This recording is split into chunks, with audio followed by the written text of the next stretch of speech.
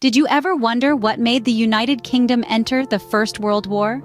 It all began with the intricate web of alliances that were prevalent in early 20th century Europe. The United Kingdom had pledged its support to both France and Russia, forming what was known as the Triple Entente. This bond was not just one of diplomacy, but a promise of military support in times of conflict. In August 1914, this promise was tested when Germany violated Belgium's neutrality by launching an invasion.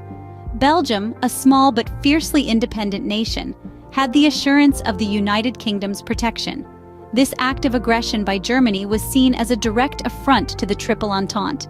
The United Kingdom, true to its word, stood by its allies, declaring war against Germany. This was not a decision taken lightly, but a necessary response to uphold international agreements and protect smaller nations.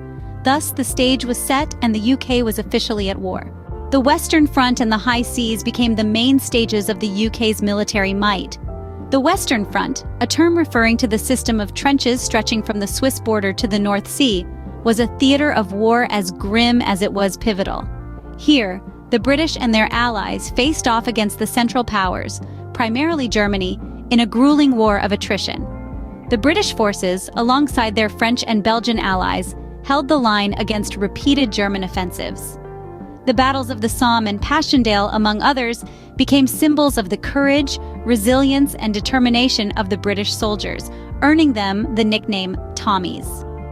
These battles were characterized by trench warfare, a type of combat in which each side occupies fortified lines of trenches, making the Western Front a deadly stalemate of mud, barbed wire, and machine gun fire.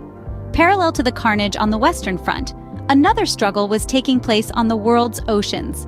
The Royal Navy, the most formidable naval force of its time, was a crucial pillar of Britain's war strategy. The North Sea became a theater of naval warfare, with the British Grand Fleet and the German High Seas Fleet locked in a deadly dance of dreadnoughts and submarines. The Royal Navy's principal strategy revolved around a distant blockade of Germany, aimed at cutting off vital supplies of food and raw materials. This blockade, enforced by a ring of British ships stretching across the North Sea, was a slow but devastating weapon, leading to severe shortages in Germany. Furthermore, the Royal Navy protected the crucial supply lines across the Atlantic, ensuring a steady flow of men, munitions, and materials from Britain's overseas territories and from her ally, the United States. Yet the Royal Navy was not just about big battleships and blockades. It was also about daring exploits of smaller vessels and submarines, about crucial battles like Jutland, and about the constant struggle to protect Britain's coasts and commerce against the menace of German U-boats. The Western Front in the seas saw some of the war's hardest battles. Not all battles were fought on familiar grounds. As World War I raged on, the UK sought to strike at the heart of the Central Powers, launching an ambitious operation known as the Gallipoli Campaign. The objective was to open a new front by capturing the Gallipoli Peninsula, a strategic point controlling the sea route to Russia. In 1915, the Allies, spearheaded by British forces, began their assault. The campaign was marked by a series of fierce battles, with both sides digging in for a grueling fight. The terrain proved challenging, with steep cliffs and rough terrain. The Allies faced strong resistance from the Ottoman Empire, which fought tenaciously to defend its homeland. Despite their initial optimism, the Allies soon found themselves bogged down in a stalemate. The Gallipoli campaign became a war of attrition, with both sides suffering heavy casualties. The campaign ultimately ended in failure for the Allies, forcing them to evacuate by early 1916. This marked a significant setback, with the loss of life reaching into the hundreds of thousands. While the UK was primarily focused on the Western Front, it did not ignore the Eastern Front. Britain provided support to its ally, Russia, in its fight against Germany and Austria-Hungary. Though not directly involved in the combat, the UK supplied Russia with much-needed equipment and munitions, helping to shore up the Eastern Front. The Eastern Front was a theater of war that saw some of the largest battles of World War I. The UK's support played a crucial role in bolstering Russia's ability to hold the line against the Central Powers, even as the Western Front remained in deadlock. In the grand tapestry of World War I, the Gallipoli Campaign and the Eastern Front represent two important threads.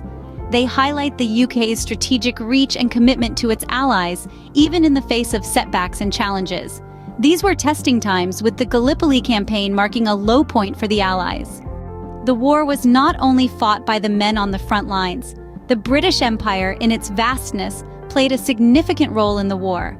The colonies and dominions, including India, Canada, Australia, and New Zealand, were called upon to support the motherland. Their contributions were not insignificant. Troops from these regions fought alongside British forces, often in the most treacherous of conditions, and their sacrifices are etched in the annals of history. India, for instance, provided over 1 million soldiers, a clear testament to the empire's global reach. The Canadian Corps, known for their grit and tenacity, played a pivotal role in several key battles, including the Battle of Vimy Ridge. Australia and New Zealand, often referred to collectively as ANZAC, saw their troops display extraordinary courage in the ill-fated Gallipoli Campaign and beyond.